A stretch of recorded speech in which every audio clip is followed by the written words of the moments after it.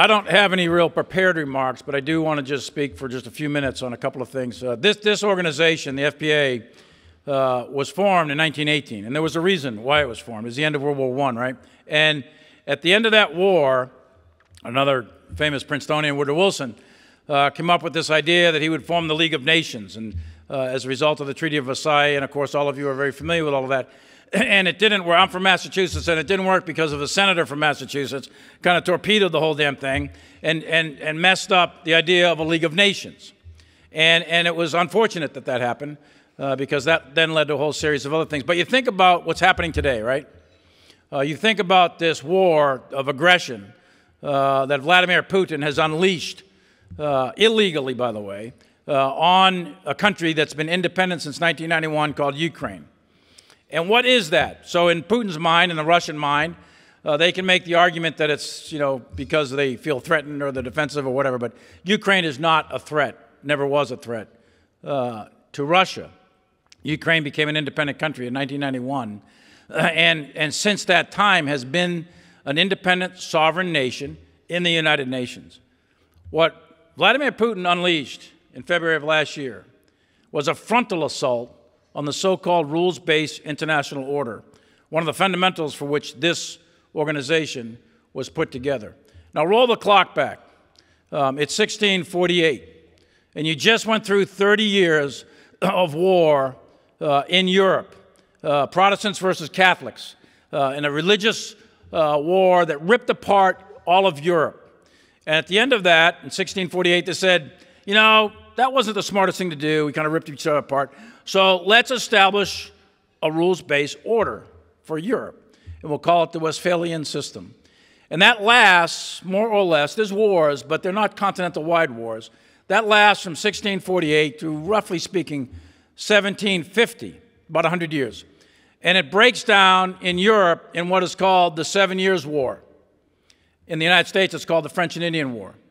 And that war starts more or less in the 1750s between France and Britain, and it leads directly to the American Revolution, no taxation without representation, that sort of thing. It leads to the French Revolution, which leads to Napoleon and 20 years of continental-wide war. So from 1750 to about 1850, in the end of the Napoleonic Wars, Europe rips itself apart. 65 years of unrelenting war. Tens of thousands are killed. And the powers that be at the time, they said, that wasn't the smartest thing, so let's establish some more rules. So they set up the Concert of Europe. And the Concert of Europe goes from 1815 to August 1914, 100 years. And it was effective. There were wars. There was the Franco-Prussian War.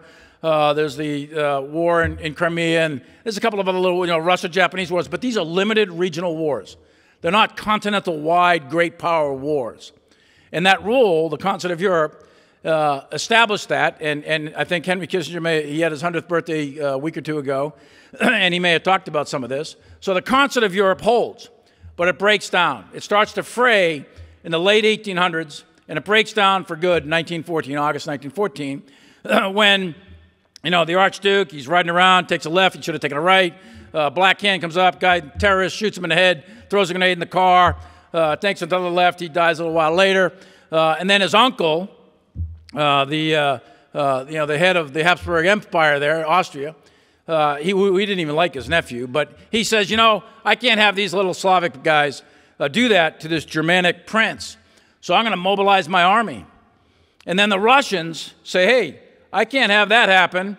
You Germans can't, beat up on my Slavic brother, so I'm going to mobilize my army. So then the Kaiser says, hey, Cousin Willie, you really shouldn't do that, so I'm going to mobilize my army. And the French say, well, the von Stiefeln plan's about to kick off, so I better activate Plan 17, so I mobilize my army. And the British say, well, if there's going to be a fight, I might as well get involved. So in 6 weeks, some of the worst decision-making in human history occurred. In 6 weeks. And they all thought it was going to be a short war. They thought it would be over. First of all, they didn't think there would be a war because they were all interconnected. They all believed that their economies are interconnected, their families were all descendants of Queen Victoria. So they thought that war was too expensive and it was impossible. You had flush toilets, you had cars, you had electricity. This was a new age. It was all good. Not going to have a war. And all of a sudden, 6 weeks, boom, and they cross the line of departure. They walk over in the midst. they go into the abyss, and then they start a war. By Christmas, 1 million are dead. And there was an opportunity for peace. Some people said, you know, things didn't go so well. We've dug trenches now from the English Channel down to the Alps. Maybe we should call it. It's a stalemate. Maybe we should call this off. And they said, no, they did a sunk cost argument. And they said, we lost 1 million guys. We got to fight on to victory. So they do. And they fight in 1915, in 1916, in 1917, in 1918 when you're formed. And they lose 20 more million people. They destroy 5 empires. They completely economically destroy Europe. It leads directly to the Great Depression. It leads to the Weimar Republic. It leads to the rise of Hitler and Mussolini. And it leads from 1914, the beginning of World War I, to 1945, the end of World War II. 30 years of Europe, yet again, ripping itself apart. And 150 million people, 150 million people are slaughtered in the conduct of great power war. And then my uncle, my granduncle actually, grandfather's brother, he fights in the Massachusetts 26th Division at the Battle of the Meuse-Argonne. 26,000 Americans, not even French, British, German, 26,000 Americans are killed in action in 6 weeks in the Meuse-Argonne, and he's wounded. My other uncle, granduncle, who is from Canada, from the Newfoundland Regiment, he gets wounded at Gallipoli. Luckily, he's in a hospital in London at the time of the Battle of the Somme, where his regiment is annihilated. There's only 67 survivors from that regiment, and he was one, and only because he was in a hospital in London. And that's World War I. Flash forward World War II, my dad is hitting the beach at Saipan in the summer of 1944, while his brother, from Somerville, Mass. is where they're from, his brother's hitting the beach at Normandy in June 1944. And his mother, my grandmother, a mother of 10, is got 1 kid at Normandy, 1 kid at Saipan. 2,000 are dead in Normandy before the sun goes down. And on Saipan, you got about 2,500 killed. And then a few months later, my dad's hitting the beach at Iwo Jima, where 7,000 Marines are dead in 19 days and 34,000 wounded. That's just American stuff. If you look at Normandy to Paris, 26,000 Americans are killed there, not including the French, the British, the Canadians, the Poles, or any of that. Russia lost 44 million dead in World War II. China, 30 million. Japan, 20. Germany, 20. World War II was unbelievably devastating. Next week, I go to Normandy. Next week, I go to Normandy for the 78th anniversary. 8 decades now almost, right? That we've had this so-called rules-based order, because in 1945, they said, the guys like me, my age, who were all young men working for Wilson when you were formed, 1918, they realized the failure of the League of Nations, and they said, you know, we better not do this again. We better set up this rules. And they go to Bretton Woods, they type it up on old Smith Corona typewriters, they spend about 6 weeks, and they crank it out, and they write these rules, and the Americans write the rules. And we look at the 400 diplomats arranged at a table probably like this, and they say, here's the rules. And nobody else had any power. We had 16 million under arms. We had 300 aircraft carriers. We had the most untouched of all the economies in the world. So we had a preponderance of power. And we said, here's the rules. And everybody said, well, what are you going to do? You know, those guys got the power, so okay, there's the rules. And we set up the so-called rules-based order that is in existence today that allows you to have the freedoms that you enjoy.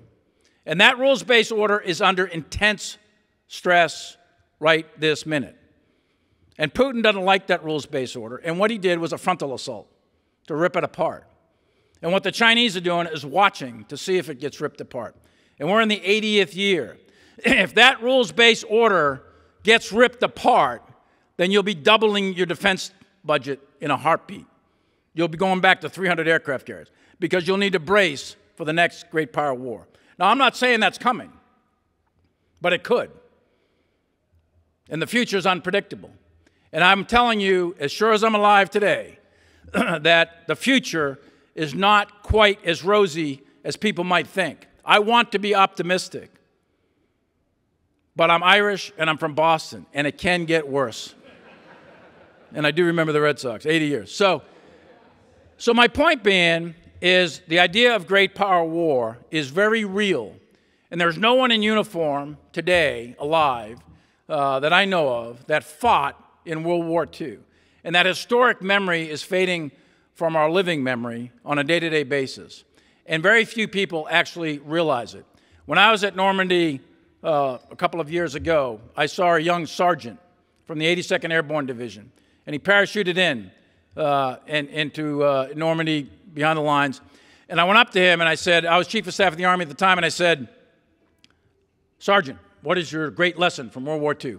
And I was expecting him to tell me a tactical lesson, like get low, 3-second rush, shoot straight or something like that, right?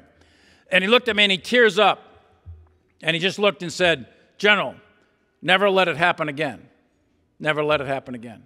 And it's the same message my father gave me, who never went to college. Never let it happen again. So my message to you, to all of us who have some responsibility in the world of geostrategy, in the world of politics, in the world of international affairs, is to don't let it happen again. Because if it does happen, it will be catastrophic in a way that is unimaginable to anybody in this room. I have seen a lot of combat. I have held the buried the dead and held the dying in my arms. I've seen all that, and I've got plenty of it. It doesn't need to happen again. And I implore each and every one of you, in whatever circle you're in, to educate people into the challenges of maintaining the great power of peace. That's what we need to do. And we should always remember what we stand for, who we are, and the idea that is America. And the idea that is America brought down the kings and queens and revolutions and so on. And we have emulated, countries have emulated us over and over again. And the idea that is America is very powerful. And we should never, ever turn our back on it as Americans. And that idea is a simple idea. And all it says is that you and I, no matter who we are, whether you're a male or you're female, whether you're a Catholic or Protestant or Muslim or Jew, you choose not to believe, doesn't matter. It doesn't matter if you're gay or straight or something in between. All that's irrelevant, right? What matters is you're an American, and you're born free and equal. And you're going to rise based on your talent, your knowledge, your skills, your attributes, and you're going to be judged by the content of your character, not the color of your skin. That's the essence of this country. That's what this document called the Constitution is all about. That is what Vladimir Putin is attacking. That is what Xi doesn't like. That's what the demagogues, the tyrants, the Hitlers, the Mussolinis, they hate it. That's what bin Laden doesn't like. That's what al-Shabaab doesn't like. That's what the terrorists want to destroy. And we have an obligation, a moral, ethical obligation, to pass on the idea that is America, the Constitution, to the next generation so that they can live free and they can live equal and they can have the benefits of life, liberty, and the pursuit of happiness. And to do that, we must avoid a great power war. That's really essential. Otherwise, none of this dream will ever come true. So thank you very much for what you're doing. This is a great organization, and I really appreciate everything you're doing, not only today, but in the future. And you get out there with the great lessons, great decisions programs. I think that's wonderful, and please pass on the good news that this country's here. We're here to stay. We are not going to have a great power war. We're going to keep the world safe. We're going to keep it safe for democracy, in the words of Wilson. And we will advance the cause of peace, not the cause of war. Thank you very much.